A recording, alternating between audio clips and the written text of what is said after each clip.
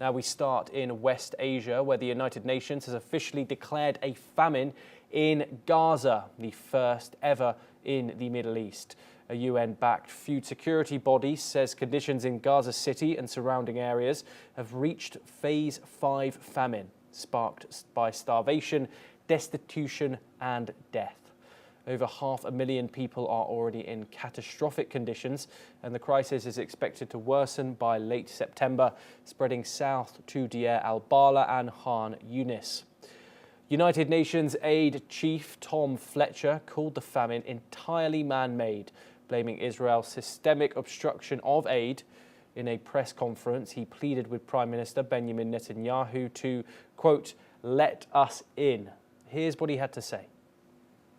Please read the IPC report, cover to cover. Read it in sorrow and in anger.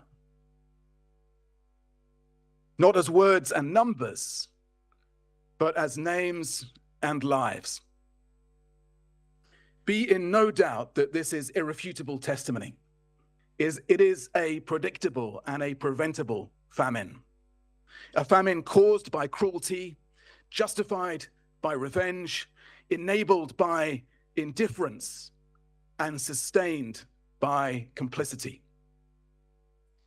It is a famine that must spur the world to more urgent action, that must shame the world to do better. It is a famine that therefore also asks, and what now will you do?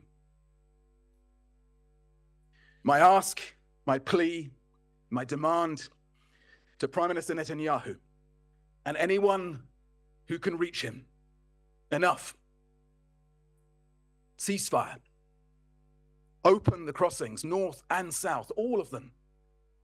Let us get food and other supplies in, unimpeded and at the massive scale required. End the retribution. It is too late for far too many, but not for everyone in Gaza. Enough. For humanity's sake, let us in. Now on the ground at Gaza's Nasser hospital, doctors are treating severely malnourished children like 3-year-old Abdul Rahman, whose health has collapsed for lack of milk and protein. Let's listen in to what the Director of Pediatrics Department at Nasser Hospital, Ahmed Al-Farah, had to say. المعابر وعدم توفر الحليب وعدم توفر الغذاء، عبد الرحمن فقد 5 كيلو من وزنه، ما يعادل أكثر من حوالي 40% من وزنه الحقيقي، وهذا يعني رقم خطير جدا. هذا أدى إلى مضاعفات شديدة جدا عند عبد الرحمن. عبد الرحمن كما تشاهدون يعاني من سوء تغذية شديد. عضلات القفص الصدري تكاد تكون يعني بارزة بشكل كبير.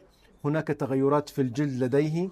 هناك تجمع للسوائل خارج الجسم نطلق عليه nutritional edema بسبب نقص البروتين. Meanwhile, Israel has rejected the report as false and biased, insisting it has facilitated food deliveries. But United Nations Human Rights Chief Volker Turk warned that starvation deaths could amount to war crimes. The famine declaration comes nearly 2 years into the war, which has killed more than 62,000 Palestinians, according to the Gaza Health Ministry. We are now joined by Ali Mohammed Bushback. He is an independent Palestinian researcher, and he joins us live from Cairo, Egypt. Ali, given the visuals that we just saw there coming out of the Gaza Strip, supplied by Palestinian journalists on the ground, what is your response to Israel's statement that Gaza in famine is not happening? Thank you, Thomas, for having. The situation is completely terrible, and it's since past when Israel resumed the war and used the food as a weapon in this war. the human rights organization, they are urged the international community to interfere to allow to Israel to into the humanitarian aid and and to lift the restriction about the humanitarian situation in Gaza, as well as also the civilians who's starved and who's suffering from threatening and suffering from starvation. They are displaced, forced displaced their home and their places. It's incredible. It's increased the situation and exacerbated the situation.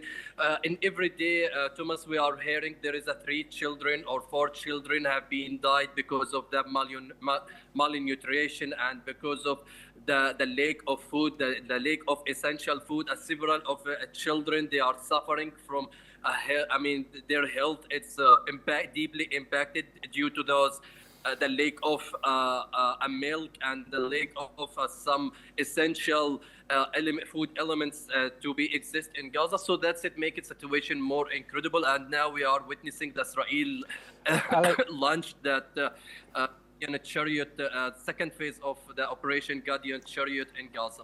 Ali, obviously you and I can't get into Gaza to independently verify this, as there is a Israeli blockade on international press. However, what is your thoughts on the narrative that Israel is pushing, the fact that the images surrounding international media, mainstream media, social media are lies pushed on by those who are biased against the Israeli government and the Israeli state?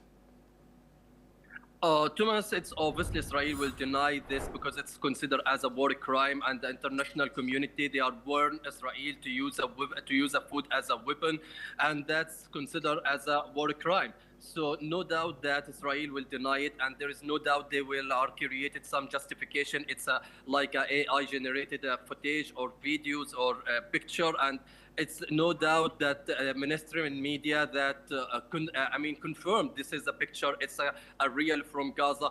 Some picture they consider it as leaked from Sudan or Yemen for long time, but thankfully there is a technical tools that confirm and empathize the authenticity of this picture and this footage. There is no doubt there is a famine in Gaza. It's not because the report is not from Palestinian media. It's about from international community. It's about from international organization. That's giving the authenticity, and that's giving the credibility for the Palestinian narrative. No doubt Israel, it's disseminating its propaganda as the most moral army in this area and in the Middle East, because of Israel continuously portrayed itself as a democratic country. And this is not, we are in 21st century, and we have never ever seen some countries using a food, using the essentially materials as a war weapon.